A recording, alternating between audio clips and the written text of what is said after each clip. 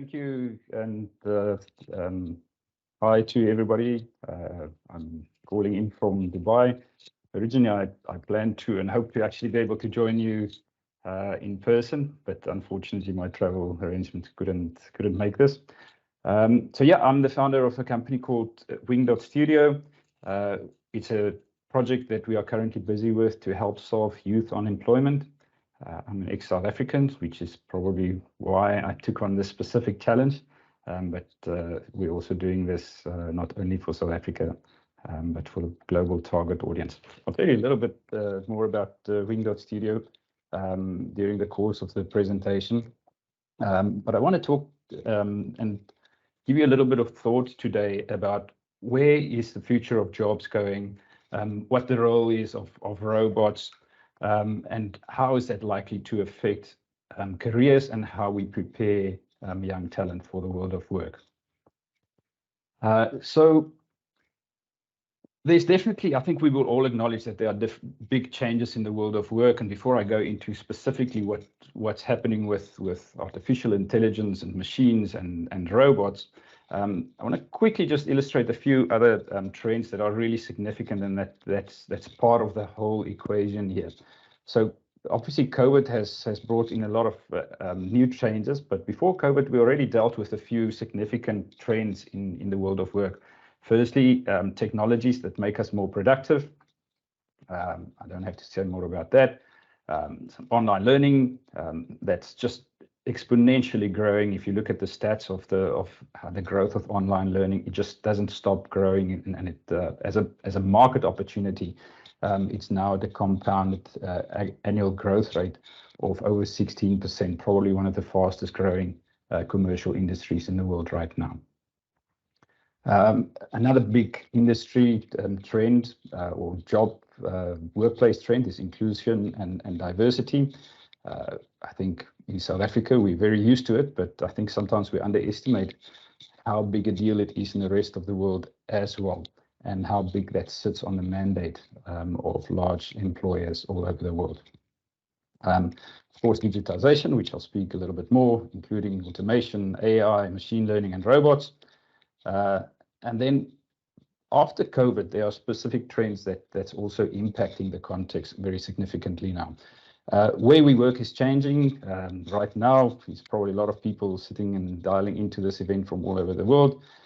So definitely, there's been a trend to work remotely. You know, some of that trend has reversed a little bit to people going back to the workplace, but I'm sure things will never be the same as it was before COVID. Very interestingly, work contracts are changing. So there's a lot of emphasis now on gig work, work pools, and work for experience, micro-entrepreneurship, solo entrepreneurship. So the nature of how we work and under which type of contracts we work is changing significantly. I'll talk a little bit more about that later.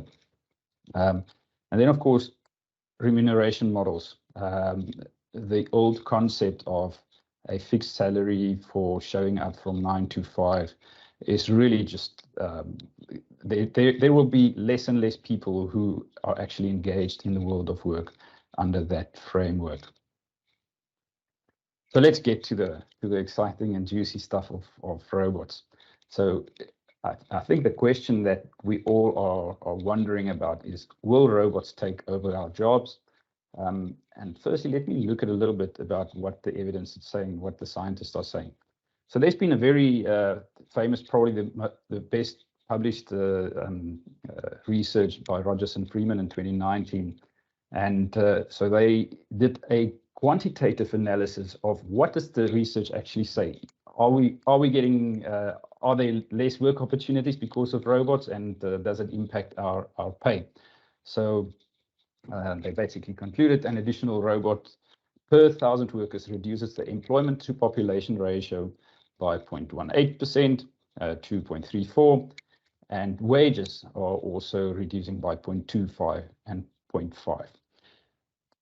I think if you look at it, it sounds like, you know, kind of minute changes, but they are still quite significant if you start extrapolating these changes to large population sizes, and also what they're also noting in the report is that these changes are accelerating, not decelerating. So there's definitely cause for concern, or at least there was in 2019. So then there was another interesting report that came out by Acemoglu and Restrepo in 2021. I think these were from MIT and Boston University. One from MIT and one from Boston University. And they basically said that robots will quadruple worldwide by 2025. And if you use more or less the same quantitative figures from Rogers and Freeman, this would mean a 1% point lower employment to population ratio and 2% lower wage growth. So these data, though, apply more specifically to first world countries and in particular to the USA market. Unfortunately, there's not really much specific data available to the South African market. But I think at a macro scale, the South African market is much more impacted at the moment by political and economic or socio-economic factors than robots. So in some way, we can ask ourselves, is it really a concern for South Africa at the moment? We've got much bigger problems to worry about. But I think it's definitely worth noting because the private sector in South Africa is a very sophisticated economy, one of the most sophisticated economies in the world, and will definitely follow suit and follow the trend in terms of mechanization, automation, and implementing artificial intelligence. So the trend is shifting, though. So in 2022, The Economist published kind of a summary article that summarized findings from a variety of newer research models that are actually saying, well, we are revising our views, and that in fact that now the evidence is saying that there is no significant negative impact on jobs and remuneration. So and this is where I want to start the presentation and share a few thoughts. If there's no impact on how many jobs we have and no impact on the remuneration, it doesn't say that there will be no impact. In fact, I think there will be quite a significant impact. So maybe just a quick thought on why we say there's no impact, or hypothetically why we think there's no real significant impact, at least so far. So what we've seen in the industrial era was that when high mechanization and automation were introduced, it actually made workers with machines more productive. So that in turn reduced the cost of goods and services. As a result, consumers ended up spending more. They were able to afford more things, and that created more industrial requirements, or more demand for goods and services, leads to the creation of new jobs, and that's basically the explanation for why we don't see the significant wow, because there were machines and industrialization introduced. Suddenly thousands or millions of people lost their jobs. It actually didn't happen in the industrial area, and we're seeing now that again it doesn't happen at that scale. So there are, though, some interesting things that if we compare the industrialization and automation era, I'd say from the 50s and 60s up to the late 90s, and we compare that to the era of more artificial intelligence, which is a different form of introducing machines to the workplace. So what I did here is I basically kind of crudely listed 5 job categories, just for illustration purposes. So let's say we have a work category of creators and entertainers, or you can in some way say the creative people. There's a labor and service category. There's a operators and creators category, and then there's a professional and advisory category, and then lastly the management and decision-making category. So those are the different categories of work, and some people would like to call it levels of work. I would like to avoid the reference to levels here. So what has industrialization and automation done to these categories?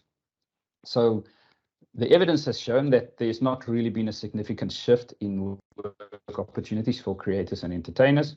There has definitely been a decline in opportunities for labor and service, but there's actually been an increase in opportunities for operators and creators. So, and there's definitely been an increase in service requirements for professional and advisory work categories. So there's almost been a displacement of work. So not that, so it wasn't that there were less jobs, but they were different jobs, or the main work requirements shifted from labor and service level jobs to a higher requirement for professional advisory services, for example, and as well management and decision making. So are we saying this? Are we seeing the same now in an era of applying artificial intelligence, or smart machines, or smart automations? No, we're actually seeing quite the opposite. So now, and I'll start at the bottom actually here. So management and decision making, there is a reduced requirement. So it is now proven over and over that robots can actually, in many contexts, in more contexts than what we would like to think, make better decisions and makes better strategic or lay out better strategic paths for the future. In the professional and advisory category as well, if you look at work categories or professional categories like law and finance, definitely a drop in requirement there for work. So when we do career advisory service, I would advise that we start being realistic with what we tell young people where the huge opportunities are lying, because there's definitely a decline in some, at least some professional advisory capacity roles. A decline in operators and creators, and then an increase in labor and service work, which is very interesting. So we've seen there's quite a few significant examples in Europe as well in the USA already, that there's now an increased demand for labor and vocational services. I think in South Africa we're already experiencing a higher demand for people who work with their hands, from vocational and arts and trades. And then, of course, creators and entertainers and personal service workers as well, we would put in this category, or in the labor and service category. So in the UAE, where I'm based right now, the highest spike in demand for jobs or for labor, and also the highest spike in remuneration, is for personal services workers.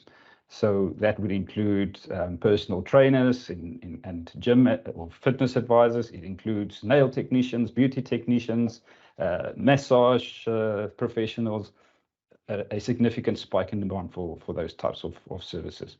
So which again prompts us to rethink what we've been telling young people, what they should be studying, what they should be preparing themselves for, and also change the narrative about the status of these jobs.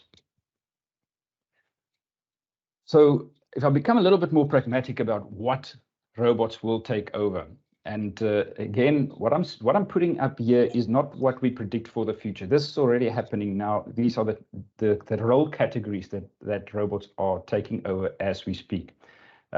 Anything to do with assembly, anything to do with repetition tasks. Just for the sake of controversy, I'll mention accounting, definitely being taken over by robots. Anything to do with calculation, anything to do with prediction. AI, machine learning, predictive analytics, prescriptive analytics. Over and over, we have shown now that robots make better predictive decisions and recommendations than humans. And then together with that, better decision making. If you strip out the subjectivity of the human mind, bias from the human mind, robots are able to make better decisions, or at least make better recommendations for decisions.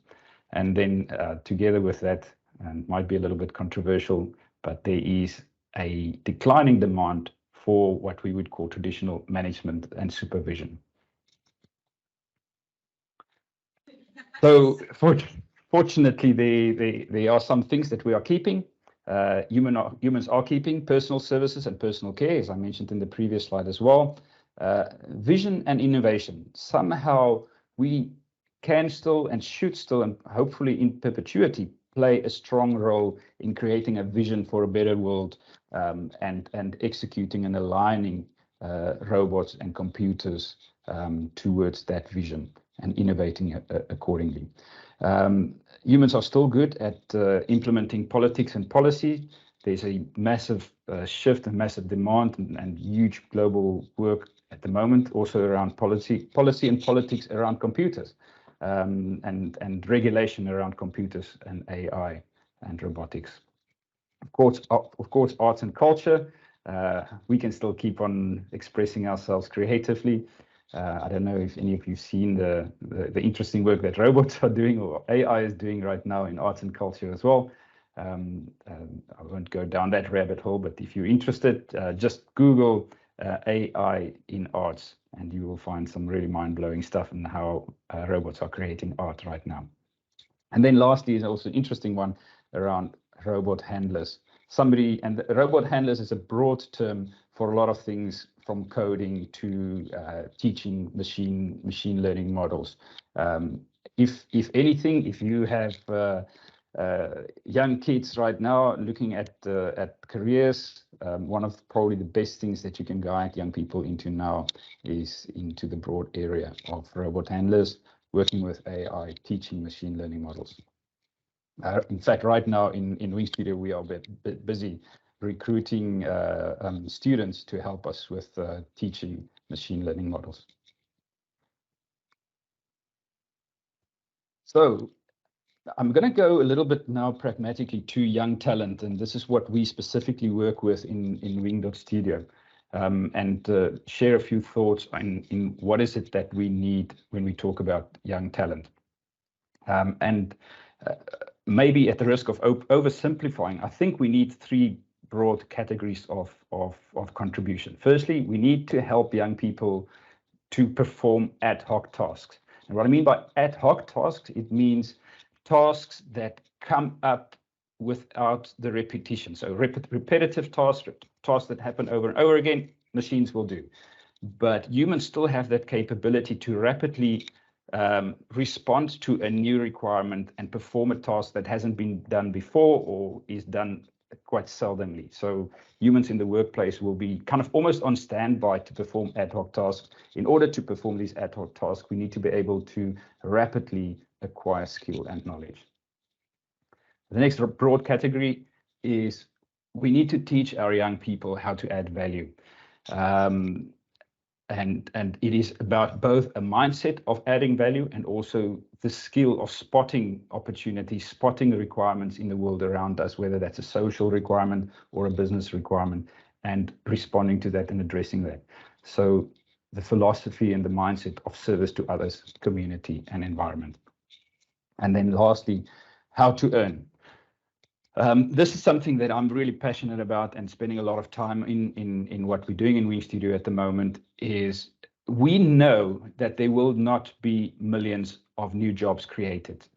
Governments all over the world are, for political reasons, will tell you and promise that they are creating hundreds of thousands of jobs, but they know and we know it's not happening. It will not happening, not because South Africa is a bad economy.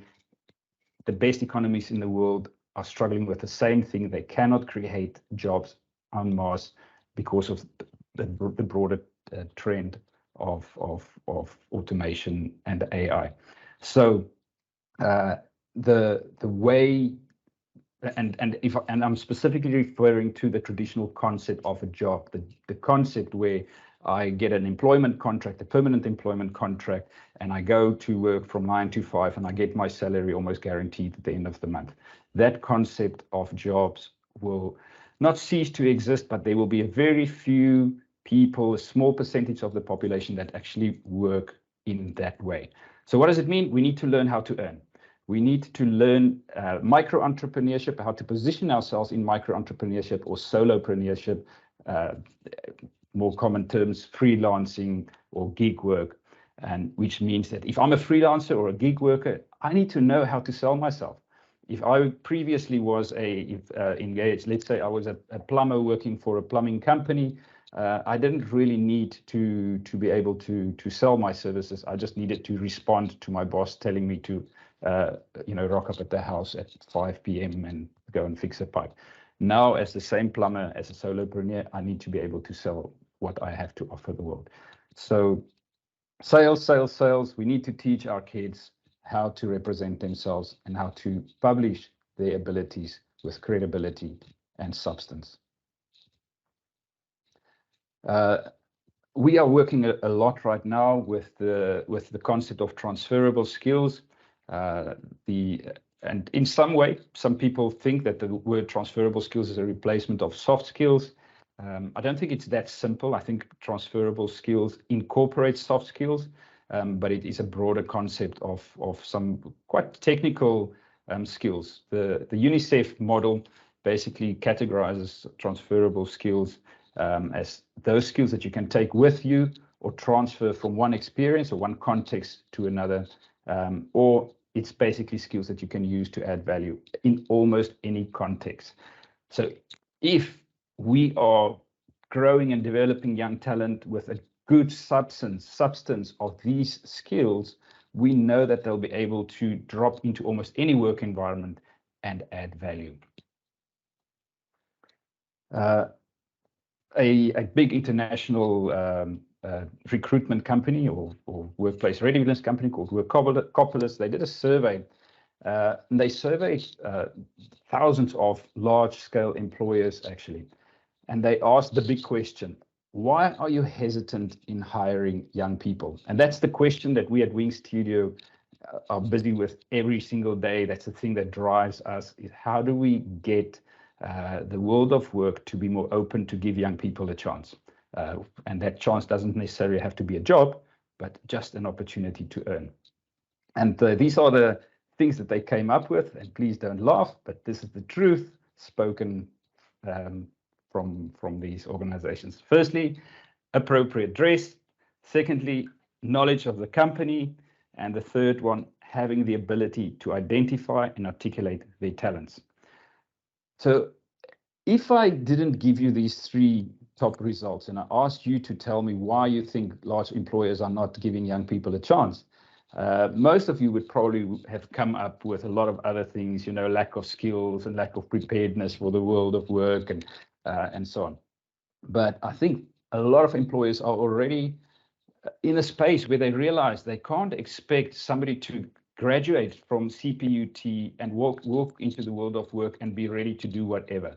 They already know and expect that they're going to have to, I don't want to use the word retrain necessarily, but they're going to have to take that person with the skill and knowledge that the university gave them or a college gave them and add to and prepare them for the specific context in that employer. So that they already know. What they do want to see is this person representing him or herself well? So therefore, appropriate dress. Is this person coming with a certain value set and ethics of being prepared? Is this person coming to the interview with knowledge of the company, or they just rock up and say, here I am, I'll do you a favor to rock up for the interview, and I'll probably do you a favor to agree to your offer of employment as well. That, of course, is something that the employers don't take very well to. Let's help young people to know that they need to come prepared.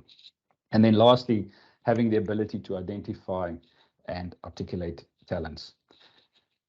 On this last point, Elon Musk is onto the same bandwagon. He has said the same thing in a few forums in different words. And here's just one quote. He said, I don't consider going to college as evidence of exceptional ability. I want to see, did they build some really impressive device? Did they win some really tough competition? Did they come up with some really great idea or solve some tough problem? The problem, though, is that the traditional CV does not show this evidence. So if you look at the CV of a young person, it just doesn't show this. It shows, okay, I've finished my degree at the CPUT or wherever. Maybe I've been the class captain in school, and maybe I played rugby. But that's all that's really on the CV or the resume of a young person, and it's simply not enough. It doesn't show that evidence, that additional evidence that the world of work is asking for. So I will play a little video for you just to show you, give you an idea of what it is that we are busy with at Wing Studio. Are you worried about your career? Unsure if you'll ever get a job? Which jobs will robots take over? In the old days, excuse the cliche, you would go to school, then college, and get a good job. It used to be quite a predictable and linear path. Well, the new reality is different. There are exciting opportunities out there that you did not even know existed. At Wing.Studio, we guide you towards those opportunities, help you prepare and earn from them. All of this is driven by your digital Wing.Studio profile, which replaces the archaic concept of a CV. Here's how it works. We call it the Aim, Prepare, Earn cycle. First, we help you aim better. Don't enroll for a degree or course that does not prepare you for the future. At Wing.Studio, you will find information, experts, networks, and inspiration for what the world really needs. We will also help you match your own passions and attributes to the right opportunities. These are the first entries on your Wing.Studio profile. Next, we help you prepare. We work with a global network of partners to bring you exciting learning opportunities. Some of the best ways to learn in today's world is not through formal education, but through YouTube, TikTok, mentors, and even practical experimentation. Again, every time you do something that shows what you've learned, capture it on Wing.Studio and your profile grows in substance and credibility. Now let's get you earning. Your Wing.Studio profile provides the evidence and credibility you need to start earning. Remember that earning is not only about money. You can also earn experience, recognition, fame, trust, credibility, and visibility. We will connect you with a huge variety of opportunities to earn, from formal employment to exciting alternatives like creating NFTs, working as a freelancer, shine as a social media influencer, work as a volunteer on a cause that matters, make or create something cool, or start the next global technology business. Yes, you guessed it, capture all these experiences on your Wing.Studio profile to show the world what you're capable of. Now aim again. Assess what you loved, what you're good at, and what the world needs. Prepare. Keep on developing yourself and capture the evidence. Earn. Achieve your goals and make an impact. Wing.Studio, a social media platform to help you prepare for and get involved in the economy of the future.